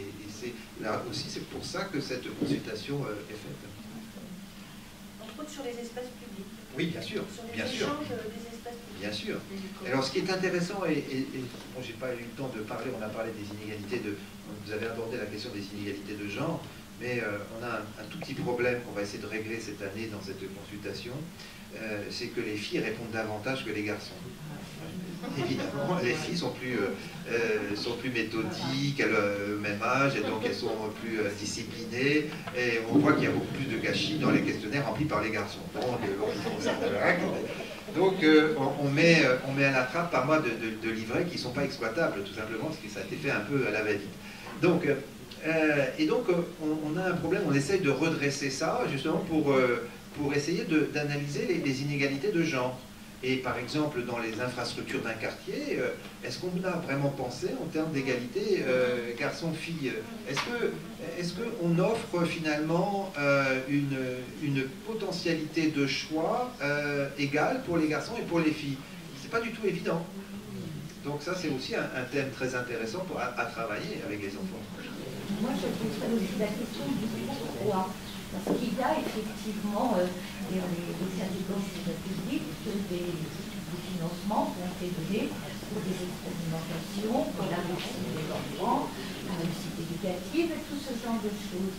Ça fait plus de 10 ans qu'on travaille autour de ça. Normalement, l'idée était quand même bien de la base de faire remonter les freins, les difficultés, d'innover, de proposer. Donc ça n'a pas de problème, c'est fait. Par contre, on est quand même confronté au retour, quand il y a le constat qu'on fait, d'avoir du mal à faire entendre aussi ce qui a été observé, les études, soit au niveau des études, soit au niveau des faits pratiques, soit au niveau des freins d'accessibilité, etc. Et là, bloc. Oui, Et en fait, la question serait peut-être, de votre point de vue, pourquoi ça bloque? Mais je crois que beaucoup d'expériences de démocratie participative dans les quartiers sont de fausses expériences de démocratie participative. C'est-à-dire qu'on consulte les gens quand les décisions sont déjà prises. Et donc, si on voulait véritablement entendre ce que les gens ont à dire, sans avoir d'idées forcément préconçues sur la façon dont il faudrait concevoir l'espace collectif, on pourrait avancer et peut-être prendre des décisions qui auraient plus de chances de réussir. Il y a aussi le problème des personnes âgées à ce moment-là. Bien sûr. Il ne faut pas les oublier. C'est vrai. Pas oublier, évidemment. C'est une autre Entre autres sur les espaces publics. Oui, pour les espaces publics, bien sûr. Moi, je me suis toujours posé une question en tant qu'ancienne travailleuse sociale. Quand on met en place justement des ateliers ou un conseil citoyen dans le cadre de la politique de la ville, c'est toujours les mêmes qui viennent et qui se saisissent en fait de ce droit qu'on leur offre. Et du coup, je me suis toujours posé cette question, comment aussi aller vers les invisibles et souvent ceux qui ont aussi des choses à dire, mais dès qu'ils ne se saisissent pas de ce qui est offert. Et du coup, mine de rien, comme vous le disiez, ces conseils-là sont tronqués, les études aussi peuvent être tronquées. Parce que les outils ne sont pas bons. Je me permets. Oui, je vous en prie. C'est pas moi qui a la réponse à tout. Hein, non, donc, non, mais je me permets parce que je suis élue et que, en tant qu'adjointe de quartier, pas de ce quartier-là, j'anime aussi des conseils de quartier et justement des conseils consultatifs de quartier. Et j'adhère à ce que vous êtes en train de dire sur le constat. Mais parce que les outils qui ont été proposés ne sont pas bons. À un moment donné, on a le droit de se dire, c'est pas terrible, quoi. Voilà. Donc après, et c'est mieux de se le dire. Et ensuite, après, c'est comment aussi on peut, enfin moi, en tant que femme politique, hein, voilà, c'est pour ça que j'aborde l'enfant, par exemple, quand je parle d'espace public, qu'on prend l'idée de la personne âgée. C'est comment, à moins d'un mètre, quand on a à moins d'un mètre, parce que je pense que des fois, quand on emploie le mot enfant, dans certaines instances, c'est des gros mots, hein, j'entends bien les techniciens, comment ils regardent ça, ou comment quelqu'un qui habite un quartier, comment le regard il change, mais je pense que des fois, d'utiliser des termes, comment on vit la ville à moins d'un mètre, permet une autre dimension. Donc on arrive mieux à aller aussi à discuter. Je pense qu'il faut inventer des choses avec les gens. Peut-être que le politique il s'évade. Déjà se placer à une autre échelle permet aussi un autre regard. Voilà. Mais ça, après je vais vous dire quelque chose qui n'est pas correct.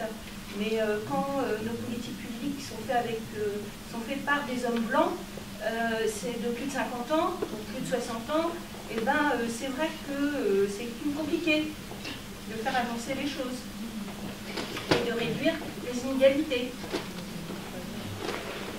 Moi, j'ai aussi une certaine, des expériences comme ça aussi qui sont intéressantes. C'est vrai qu'il n'y a pas forcément foule dans les comités de quartier, ça dépend des quartiers, hein, mais parfois effectivement il n'y a pas suffisamment de personnes, ça ne représente pas en tout cas l'ensemble de la population, mais quand il y a quand même des choix importants qui sont vraiment très importants pour un quartier, de mettre en place telle ou telle infrastructure collective, un jardin d'enfants ou je ne sais quoi, un jardin partagé, on peut aussi ne pas se contenter parfois de l'avis de ceux qui sont venus au comité de quartier et parfois s'appuyer sur même peut-être des sociologues pour aller interroger de façon assez systématique.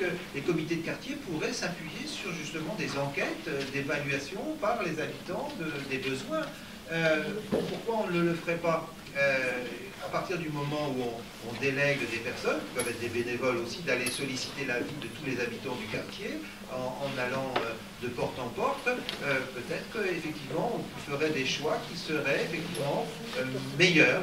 Là où vous avez vu d'ailleurs, moi j'étais intéressé dans la façon dont vous vous êtes parfois scindés, vous n'étiez pas tout à fait d'accord les uns et les autres, c'était tout à fait intéressant de voir que, effectivement, avant de prendre une décision collective, si on avait dû prendre une décision collective, on aurait dû se mettre d'accord. Et donc de connaître la vie de tout le monde, et pas simplement de ceux qui sont déplacés à une réunion. Alors, et donc ça aussi, peut-être qu'on peut avancer dans cet esprit.